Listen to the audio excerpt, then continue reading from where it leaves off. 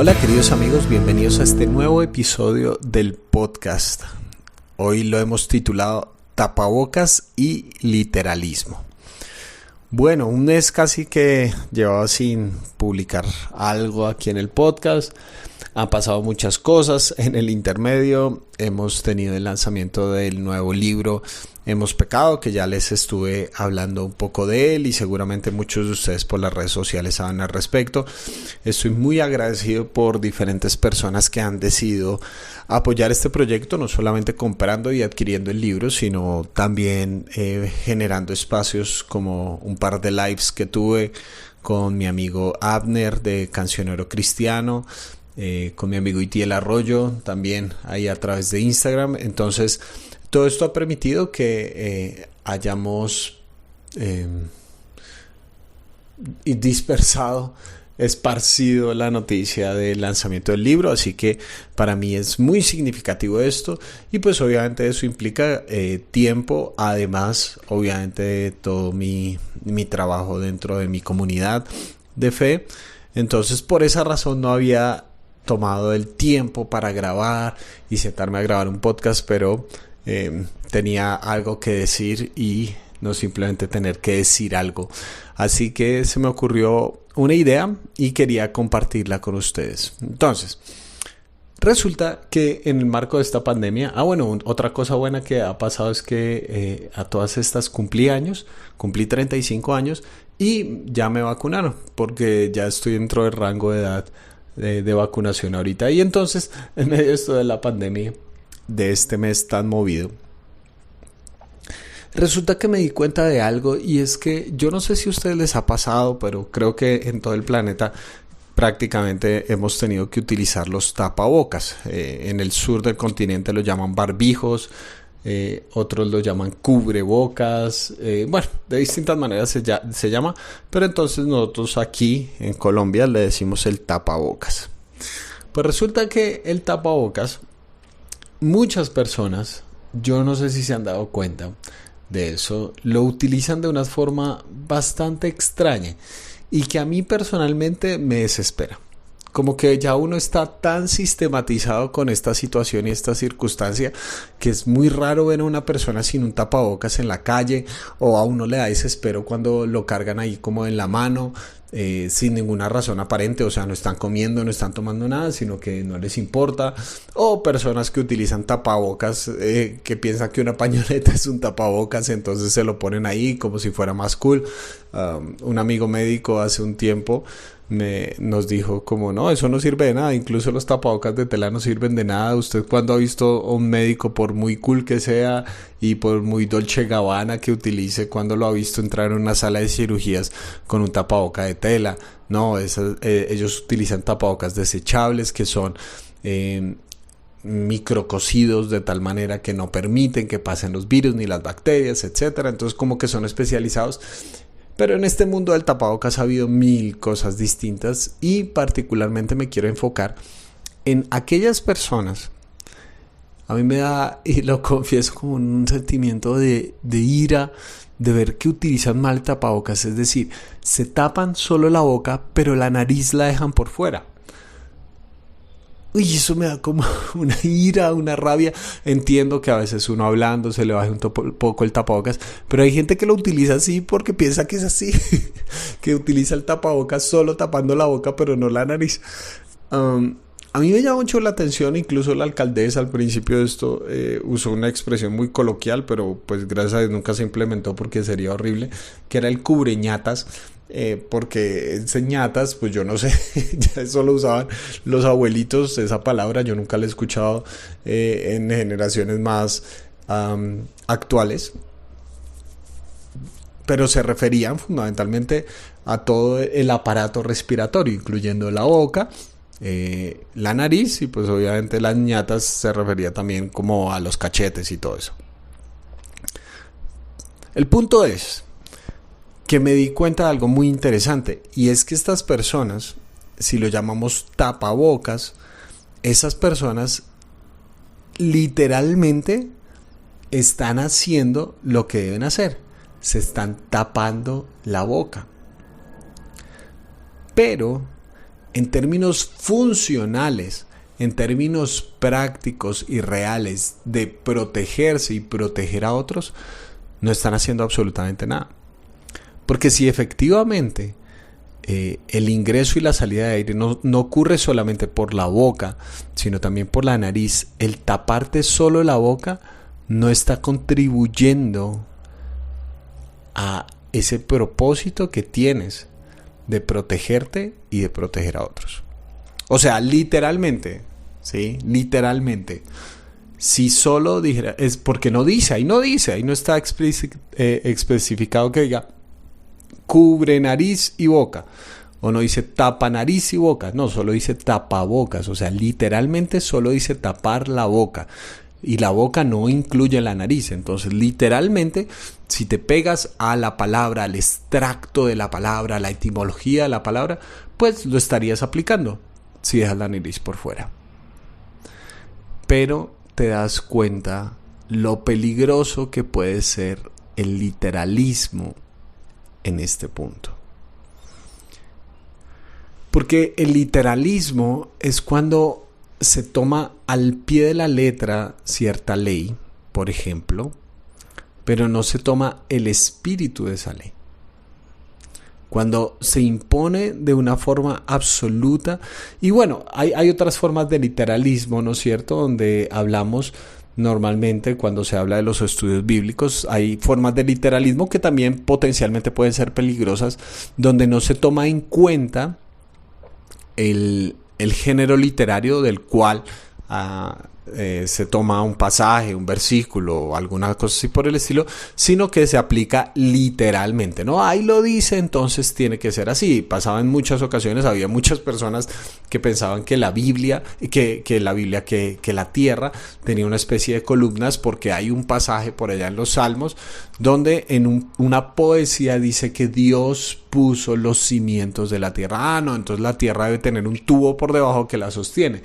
Y pues si lo toman literalmente, pues primero sería lo más anticientífico del mundo.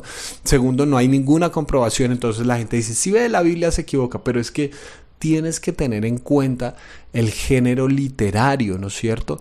El valor de lo que se está diciendo. Cuando se habla de los fundamentos de la tierra, no se está pensando que había una columna que sostiene la tierra en el universo, sino que se está pensando que hay un cimiento, hay una base, hay algo que lo sostiene, y por encima de eso que sostiene la vida en este planeta está Dios. Ese es el punto. Pero esa forma de literalismo puede ser muy peligrosa, ¿no es cierto? Porque no toma en cuenta lo que dice el contexto, no toma en cuenta el género literario, sino que simplemente va diciendo cosas porque así dice la Biblia y fin de la historia. Ha pasado que muchas veces la gente dice Dios pone y quita reyes en situaciones políticas muy complicadas, cuando ni siquiera leen el libro de Daniel, donde en el libro de Daniel precisamente es Dios quitando un rey, y donde Daniel está resistiendo pacíficamente a leyes contrarias a lo que Dios está diciendo dentro de un imperio de ese momento.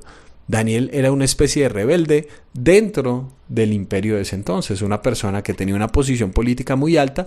Recuerdan, por ejemplo, la historia del Foso de los Leones, donde la ley decía que cualquier persona que no adorara al rey Darío, creo que en ese punto, que no adorara al rey Darío o adorara a otro dios, entonces sería lanzado al Foso de los Leones. Daniel hizo un acto de resistencia contra las leyes de esa época, contra el rey de esa época, y fue lanzado al Foso de los Leones por esa razón. ¿Dios lo salvó? Por supuesto que sí, pero quiero que noten que ese Dios pone y quita reyes no es una excusa para no hacer nada. No es una excusa para la indiferencia, porque el mismo libro de Daniel, sí, tomamos esa línea, Dios pone y quita reyes, y entonces la aplicamos de la forma que querramos.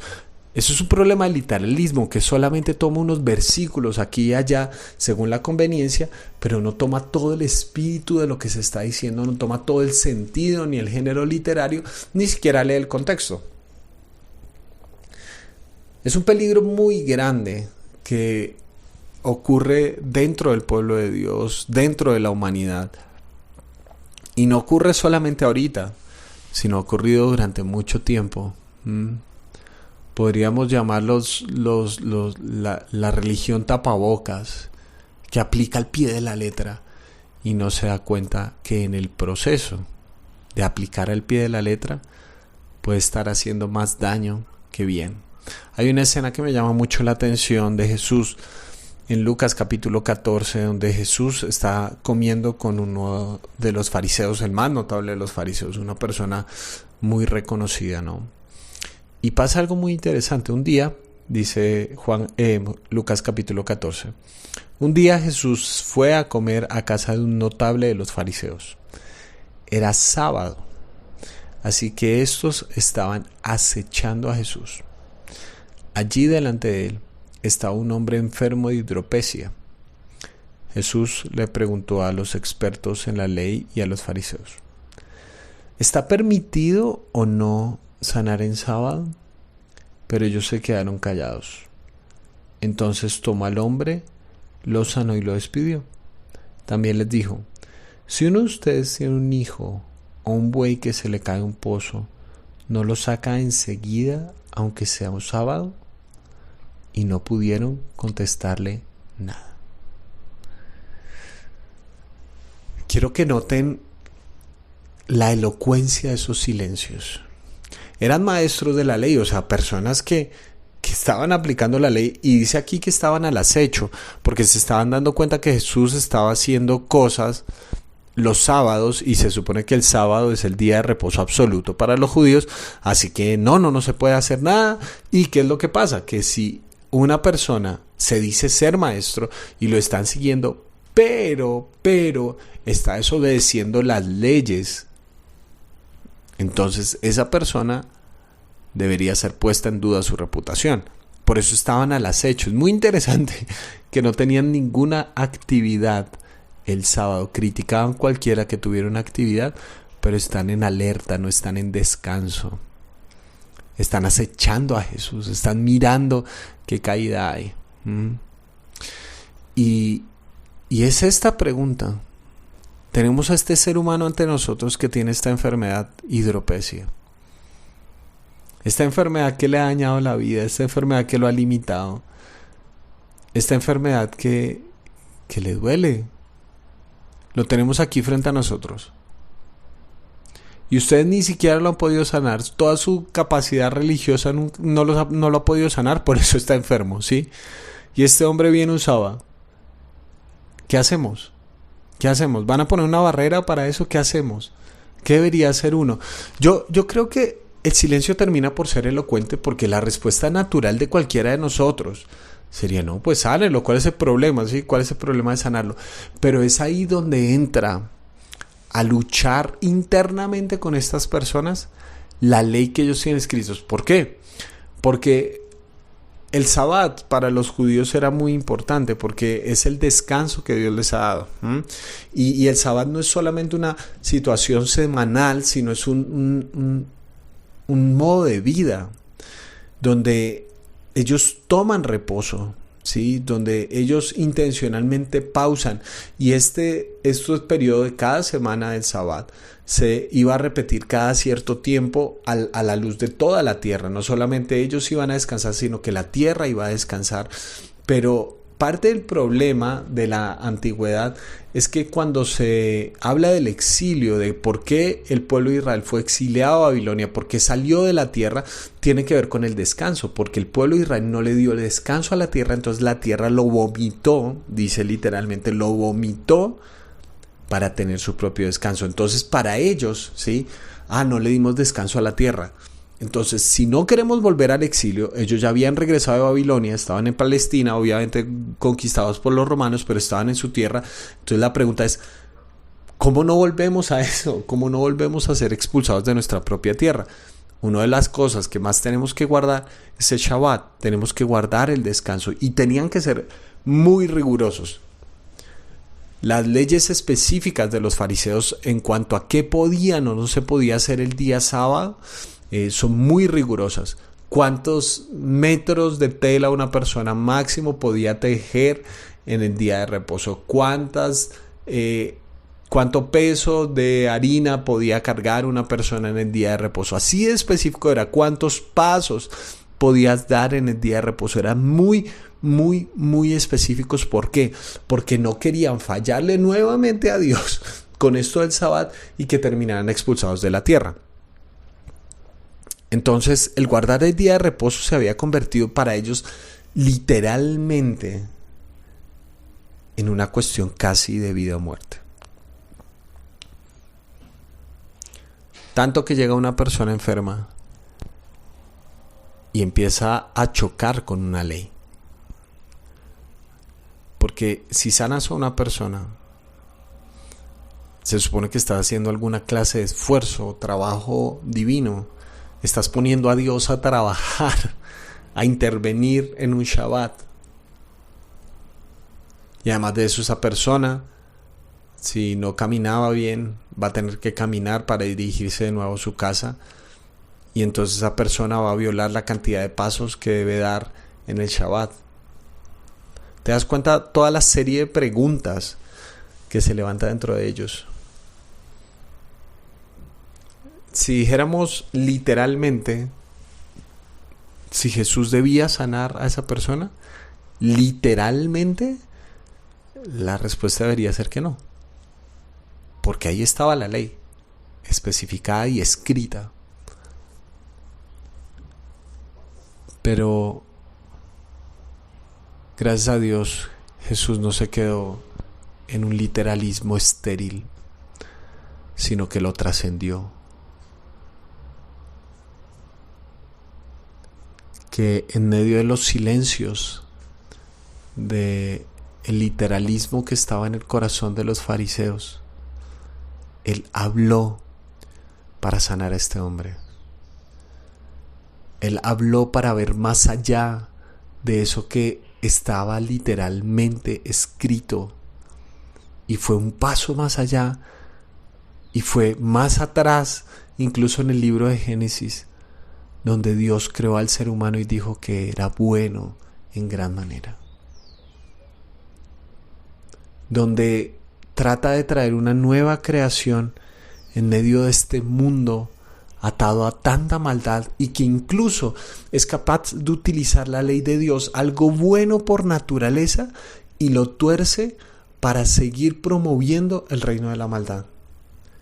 Una ley que trae vida se estaba convirtiendo en una excusa para perpetuar la muerte, el pecado, el dolor y la enfermedad.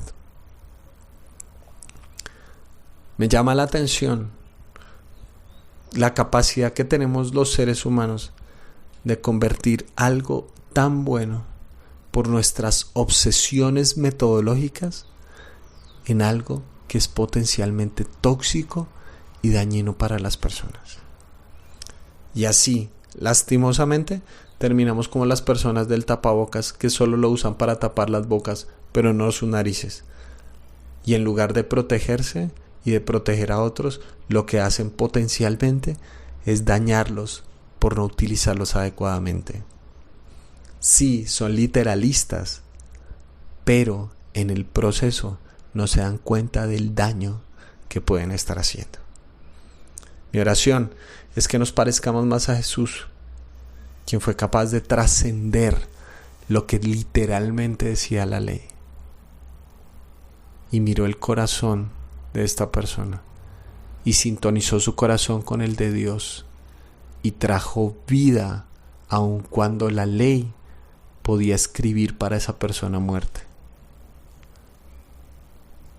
Que fue un desobediente santo y trascendió los límites que le había puesto una religión nociva y fue en contra de ello para rescatar a una persona de su enfermedad.